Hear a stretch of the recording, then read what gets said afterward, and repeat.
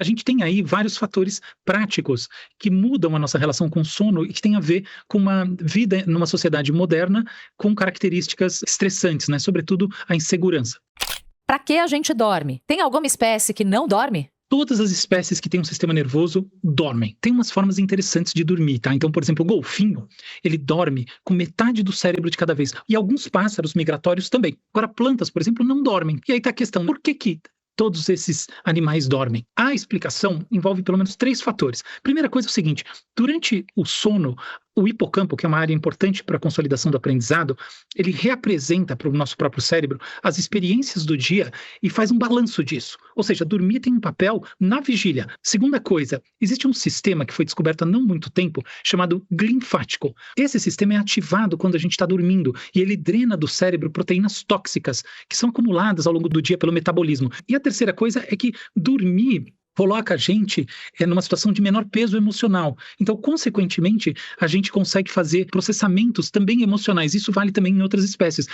Quais são os grandes sabotadores do sono do brasileiro? O Brasil é um país em que a gente tem muitos sabotadores práticos. A conta no final do mês, o filho que ainda não chegou, então a sensação de insegurança realmente é um sabotador de sono poderoso. O que eu acho que também vale a pena considerar é que em cima dessa base psicossocial, que na minha opinião, assim, ela é primária, tá? Você tem mais problemas, isso tira seu sono, você vai ter mais insônia, sua noite vai ser pior, você vai sair cansado no outro dia, e aí você vai gerar um círculo vicioso. Mas também temos que pensar o seguinte, quase 1/3 das pessoas em São Paulo tem apneia do sono. E a maior parte não tem nenhum diagnóstico, não sabe disso. Essas coisas vão entrando junto nesse pacote que tem uma base psicológica, mas definitivamente não pode ser tratado só como efeito de uma vida preocupante e assim por diante. Tem uma espécie de regra que diz que o ideal é dormir 8 horas por noite. Mas o que é que a medicina do sono diz? Ela já foi flexibilizada. O que vem se consolidando é que a duração do sono é importante, mas ela talvez não seja a dimensão mais importante.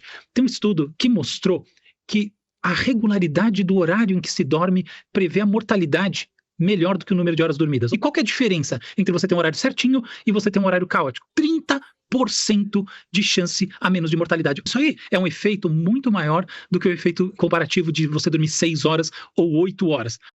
Tem gente que tem dificuldade para pegar no sono, tem gente que acorda no meio da noite. Nosso cérebro funciona de maneiras diferentes em uma e em outra situação? Dificuldade para pegar no sono é chamado de insônia inicial, né? Ela costuma estar ligada a 3 fatores. O primeiro é o seguinte, o relógio biológico da pessoa, ele está atrasado em relação ao horário social. Outro, o cortisol, que é um hormônio muito ligado ao estresse, ele está muitas vezes alto na hora que a pessoa vai se deitar. Agora, acordar no meio da noite é outro papo. Essa é a insônia de manutenção. Na minha opinião, ela é muito pior. E isso é muito comum depois dos 40. O Álvaro é neurocientista, né? Sempre bom lembrar. E ele tá com a gente toda quarta-feira aqui no nosso Visões do Futuro.